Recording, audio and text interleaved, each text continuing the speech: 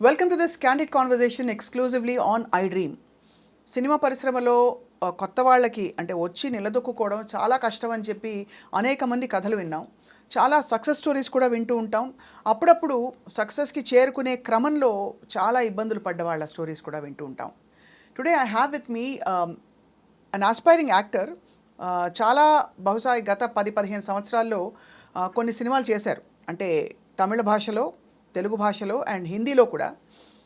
Frankly తను established యాక్ట్రెసా అంటే perhaps not yet, కానీ చేసిన రోల్స్ అన్నీ చాలా గుర్తుండిపోయేలా మీనింగ్ఫుల్గా చేశారు. ఈ ప్రాసెస్లో she discovered a lot of things about her life. And ఈ ప్రాసెస్లో జరిగిన అప్స్ అండ్ డౌన్స్ గురించి I have with me Kalpika Ganesh, actor and ఇంకేం చెప్పాలి, model, and perhaps now I would say seeker who is also looking for answers చాలా విషయాలకి. కల్పిక, చాలా క్రిప్టిక్గా చెప్పాను మీ ఇంట్రొడక్షన్. లేదు చాలా బాగా చెప్పారు. You were on the point. Yeah, so actually ఇండస్ట్రీలోకి రావడం అనేది it's a big decision. Because ఎంత గుడ్ లుక్స్ ఉంటే మాత్రం సరిపోదు, అందరికీ తెలుసు. సో మీకు ఎలా వచ్చింది? How did this whole opportunity to come to the industry happen? For me, it was a destiny call, is what I can say, because I have a lot of stage fear, but I always used to be into dancing from my college days, school days anta. So fortunately నాకు spectacles ఉండేది. So spectacles తీసేస్తే ఎవరు కనిపించేవారు కాదు. So ప్రశాంతంగా వెళ్ళి dance చేసేదాన్ని, perform చేసేదాన్ని. So ఆ పర్ఫార్మెన్స్ ఇది ఉండేది, జీల్ ఉండేది. But never was inclined towards acting కానీ I have not done any course, nothing of that sort. So I went to dance auditions lot of the ప్లేసెస్లో. From one of the dance audition, I was picked for my first film called Prayanam. Not because of my dancing skills, but maybe they wanted that kind of structure at that particular time for that film. So I got picked like that anamata. Kalpika Ganesh అనగానే ఒక classic తమిళ name గుర్తొస్తుంది.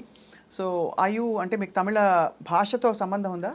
మా mother actually Mysore Tamilian, మా daddy Maharashtra AP border mix. It's a love marriage వాళ్ళది.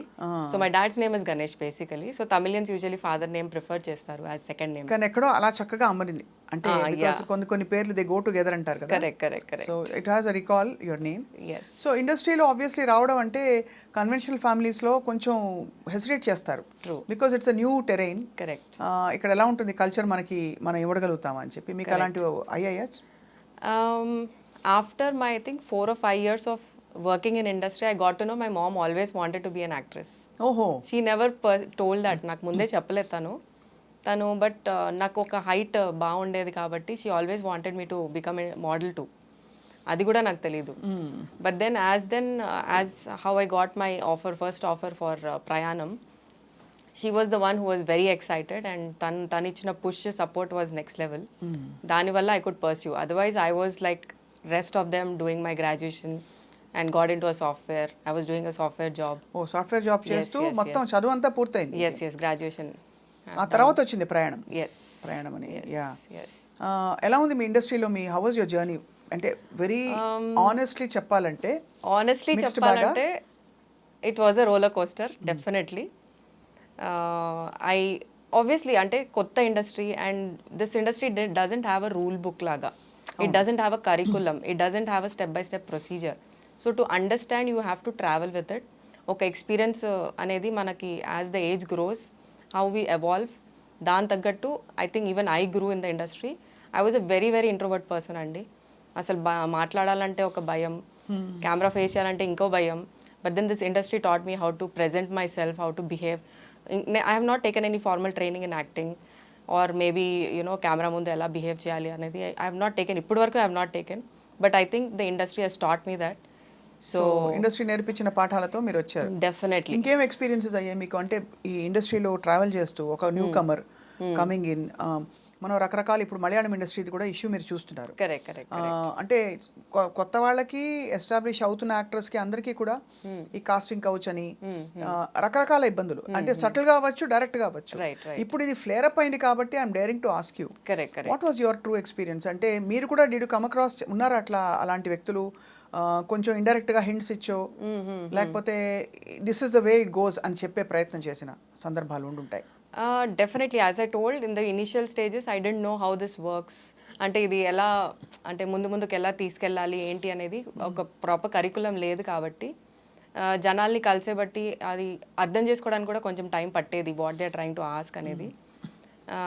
తర్వాత the way I responded or with the way I presented వాళ్ళకి అర్థమైపోయింది that I don't work how they want me to work in that particular way. So స్టార్టింగ్లో కొంచెం నా innocence వల్ల maybe I was asked for approached in few places, but దాని తర్వాత పెద్దగా people understood that I have my own way of working. ఈ approach అవ్వడం Kalpika, I mean of course మీరు నేను నేమ్స్ చెప్పమని మిమ్మల్ని ఇబ్బంది Right, పెట్టను, right. బట్ అప్రోచ్ అవ్వడం అనేది సటిల్గా అవుతుందా, డైరెక్ట్గా ఎవరి చేత పంపిస్తారా మెసేజ్, ఎలా జరుగుతుంది? డైరెక్ట్గా కూడా అవుతుంది, ఇండైరెక్ట్గా కూడా అవుతుంది, బట్ మనం ఎలా డీల్ చేస్తాం అనేది చాయిసెస్ ఇన్ ఆర్ హ్యాండ్స్ అండి. డీల్ ఎలా చేయాలి? ఎలా చేయాలి అంటే నేను I was up front to the face, I don't work like this అని చెప్పడం జరిగింది. Or I will say that I will either slap you and go, or I would say that నేను మిమ్మల్ని ఎక్స్పోజ్ చేయడం కూడా జరిగే ఛాన్సెస్ ఉంటాయి మీరు ఇలా మాట్లాడితే, this is not the right way. If you want this kind of work at least don't call people like me అని చెప్పేసి వెళ్ళిపోవడం జరిగింది. కొన్ని I projects just walk out. Yeah. So అదే అంటున్నా, choices in our hands, we have to make.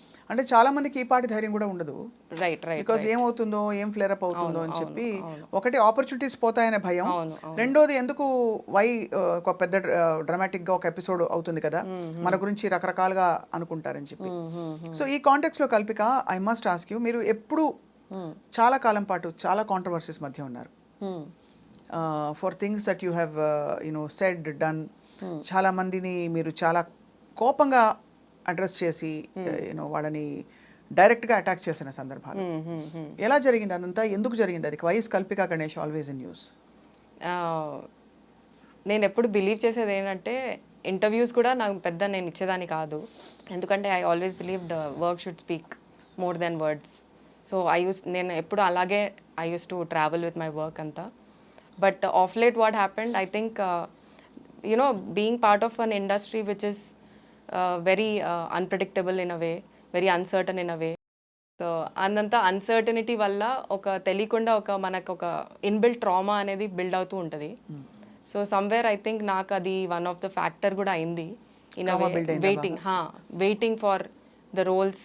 అంటే నాకు నచ్చే రోల్స్ నాకు రావాలి, నాకు ఇలాంటిదే చేయాలి, సో ఇలాంటి ఎందుకు రావట్లేదు, నేను ఇంకా ఏమేం చేయాలి to reach there, what is going wrong అనేది, ఆ థాట్ ప్రాసెస్ అనేది ఎక్కువ బిల్డప్ అయి ఉండేది.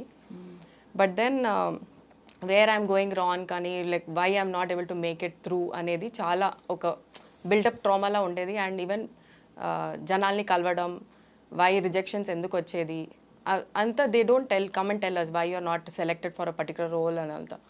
So reaching different people all the time, not giving up. I've been doing that. I've been very patient. Fortunately, I got to work with lot of newcomers and very ఏమంటారు, different kind of story telling directors. మంచి role మీద actually. అవునవును, recent was Yashoda. Atharva కూడా. Yeah, Atharva also again I play forensic department head and all that. So మంచి roles రావడం జరిగింది, but it use to take its own time అనమాట. అది ఎందుకు అయ్యేది అంటే నేను కొంచెం చూసి ఉండేదాన్ని, ప్లస్ నాకు బికాజ్ నేను చాలా చూసి ఉన్నాను కాబట్టి రావడం కూడా it use to take time. ఈ ఆస్పెక్ట్ ఏమన్నా మీరు ఫ్రాంక్గా ఓపెన్గా నో చెప్పడం, నేను ఈ రూట్లో అంటే ఒక ఇంపాక్ట్ చేసిందంటారా మిమ్మల్ని? లేదు, ఒక లెవెల్ వరకు ఏమైందంటే నేను సైడ్ యాక్టర్గా చేయడం లేకపోతే క్యారెక్టర్ ఆర్టిస్ట్గా చేయడంతో కొన్ని రిజెక్షన్స్ రావడం ఎందుకు జరిగిందంటే, ఈమె హీరోయిన్ కన్నా బాగుంది, హీరోయిన్ కన్నా బాగా మాట్లాడుతుంది, హీరోయిన్ కన్నా టాల్ ఉంది అని చెప్పేసి సైడ్ లైన్ చేయడం జరిగింది.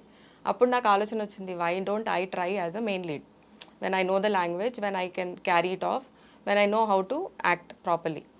So అలా ట్రై చేయడం చేసే ప్రాసెస్లో it took a little time for me basically to understand and to make people understand that I am willing to take up a movie which can be responsible onto my shoulders అని చెప్పి. అంటే basically మీకు హీరోయిన్కి ఉండవలసిన లక్షణాలు ఉన్నాయి అని తెలుసుకుని మీరు ఎక్స్ప్లోర్ చేసి ట్రై చేశారా? టైం పట్టింది. సో గ్యాప్ చాలా వచ్చింది. మీరు అంటే ఈ ఫ్రేమ్ వర్క్ ఏదైతే ఇచ్చారో, ఈ రూల్స్ ఇలాగే ఉంటాయి, this is the way it goes అని, బహుశా అంటే ఒక థాట్ వచ్చిందా ఎప్పుడైనా? మీరు ఆ రోజు ఆ so called quote and quote compromise commitment చేసుంటే but things have been different. అంటే ఇక్కడ ఇండస్ట్రీ పరిస్థితులు ఏమన్నా మీకు అడ్డొచ్చాయా, మీరే చూజీగా ఉన్నారంటారా అని? మేజర్గా నేనే చూజీగా ఉన్నాను అని చెప్తాను. బికాజ్ నాకు ఉమెన్ ఎంపవర్మెంట్ బేస్డ్ మూవీస్ చేయాలి అని చాలా ఉండేది. ఇట్ వాజ్ నాట్ లైక్ వచ్చామా స్క్రీన్లో కనిపించామా సాంగ్స్ చేసామా అలా. I didn't wanted to be a doll in front of the camera. I just wanted to speak more for the general issues, మన జరిగే ఇష్యూస్ కానీ బయోగ్రఫీ బేస్డ్ కానీ కొంచెం లేకపోతే ఇంటెలిజెంట్ ఎడ్యుకేటెడ్ రోల్స్ కావాలని రైట్ అలాంటివి అనుకున్నా కాబట్టి అది రాయడం చాలా తక్కువ కదా. ఈ మధ్య హిందీలో మలయాళంలో తమిళ్లో ఎక్కువ జరుగుతుంది. తెలుగులో కూడా I think they are picking up with the pace of coming up with realistic kind of characterisations and all that. So ఈ ట్రామా వల్ల మీరు సో ఆ ట్రామా ఒకటి తెలియకుండా ఒక బిల్డప్ అయింది. అండ్ దెన్ ఐ హ్యాడ్ కొన్ని పర్సనల్ విషయాలు జరగడం అయింది. ఆ పర్సనల్ విషయాలు అందరికీ జరుగుతుంది, నేను కాదన్ను. But I think I came out in a way where it should not be. అంటే ఒక సోషల్ మీడియా ప్లాట్ఫామ్లో కానీ ఒక పబ్లిక్ ప్లాట్ఫామ్లో కానీ దాన్ని అవుట్బర్స్ట్ రావడం అనేది నేను చేసింది మైనస్ అనిపించింది. సో ఇట్ ఈస్ నేను ఎలా చెప్పాలి అంటే తెలియకుండా ఒక డిప్రెషన్ స్టేజ్కి వెళ్ళిపోయాను. అండ్ ఒక 6 months was a very heavy experience in my whole life. Like my 37-38 years of my life was dismantled in 36 months. ఎందుకంటే నాకున్న 360 degrees పీపుల్ మీద ఎఫెక్ట్ అయింది. It's not one particular person. నా పేరెంట్స్ నుంచి, నా ఫ్రెండ్స్, నా family, closest A circle, B circle, C circle friends ఉంటారు కదా, ఎవ్రీ వన్. అండ్ నేను కలిసే ప్రతి పర్సన్ మీద కూడా ఆ రియాక్షన్ అవ్వడం జరిగింది. తర్వాత I underwent a lot of stress and I was under too much of medications without my knowledge. My physical body మీద ఎఫెక్ట్ అవ్వడం స్టార్ట్ అయింది. ఆ ఎఫెక్ట్ అవ్వడంతో later I ended up getting paralyzed with my right leg and I had to call for a surgery. అయ్యో. So that is where after the surgery is when, అంటే surgery వరకు నేను realise కూడా కాలేదు that నేను ఓవర్గా react అవుతున్నాను, నేను ఓవర్గా రేజ్ఫుల్గా ఉన్నాను, ఓవర్గా రివెంజ్ మోడ్లో ఉన్నాను. రివెంజ్ మోడ్లోకి వెళ్ళిపోయారా? వెళ్ళిపోయాను. ఒక లోన్లీ ప్లేస్కి వెళ్ళిపోయాను, తెలియకుండా ఒక లోన్లీ ప్లేస్కి. ఎవరి మీద కచ్చకసి? లైఫ్ మీద, పరిస్థితుల మీద, ఇండస్ట్రీ మీద, ఎవ్రీథింగ్ టుగెదర్ ఒక్కసారి చూపించేసింది అది.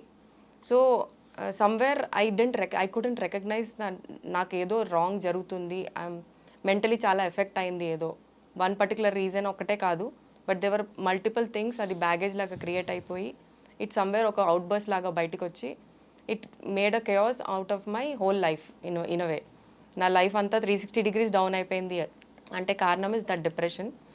And post surgery is when I realise that everything is gone. నాకు లైఫ్లో ఇంకేం లేదు. సమ్వేర్ ఐ ఫెల్ట్ లైక్ ఇంకా ఎందుకు బతకాలి, like I have spoiled everything, ఇంకా ఎందుకు బతకాలి, నేను అవసరం లేదు ఇంకా ఈ లైఫ్ జీవించడం అని చెప్పేసి. బికాస్ ఎంత హర్ట్ చేశానంటే అందరినీ అసలు అవసరం లేకుండా బేసికల్ అస్సలు I didn't even come to a realisation point. అంటే యూ కెన్ ఇమాజిన్ ఎంత I was very confident of doing what I was doing. And after period like నేను ఒక ట్రామాలో I went through post surgery కూడా ఒక mental ట్రామాలో వెళ్తూ I went suicidal టెండెన్సీకి కూడా వెళ్ళిపోవడం జరిగింది. సూసైడ్ కూడా అటెంప్ట్ చేశారా? ట్రై చేశాను. Then I had got admitted in hospital for that also. Why I'm wanting to ఇవన్నీ నేను ఎందుకు చెప్పాలనుకుంటానంటే అందరికీ జరుగుతుందండి, చాలామందికి they go through lot of emotional baggage. దాన్ని మనం రికగ్నైజ్ చేయడం చాలా important is what I believe. అందుకే నేను ఇవాళ బయటకు వచ్చి మాట్లాడడం జరుగుతుంది. అండ్ రికగ్నైజ్ చేయడం ఒకటే కాదు, ఇప్పుడు మనకు ఒక ఫీవర్, కోల్డ్, కాఫ్ ఎలా వస్తుంది, mental disease is also a disease which has to be vocal. కానీ మీకు సిమ్టమ్స్ అస్సలు తెలియలేదు కదా, అంటే మీకు అసలు ఆ థాట్ కూడా రాలేదు అస్సలు. Yeah, and one of the symptom was excessive online shopping అంట for the disease that I have, which is called bipolar. Fortunately, I'm recovering from it. I've taken a lot of medications and takes a lot of courage to come out. మీరు ఎంత ధైర్యంగా బయటకు వచ్చి నాకు mental illness ఉందని చెప్పారు. Of course ఇది విన్నాం మనం అదర్ యాక్టర్స్ చెప్పడం, బట్ ఒక స్టేజ్ చేరిపోయాక చెప్పడం వేరు. అప్పుడు వాళ్ళు పికాసో ఏది వేసినా పెయింటింగ్ అన్నట్టు యాక్టర్స్ అండ్ చాలా అచీవ్ చేసిన వాళ్ళకి అదొక నాన్ ఇష్యూ. బట్ మీరు ఇంకా అస్పైరింగ్ స్టేజ్లో ఉండి చెప్పడం అనేది it's an amazing courage. Thank you అండి.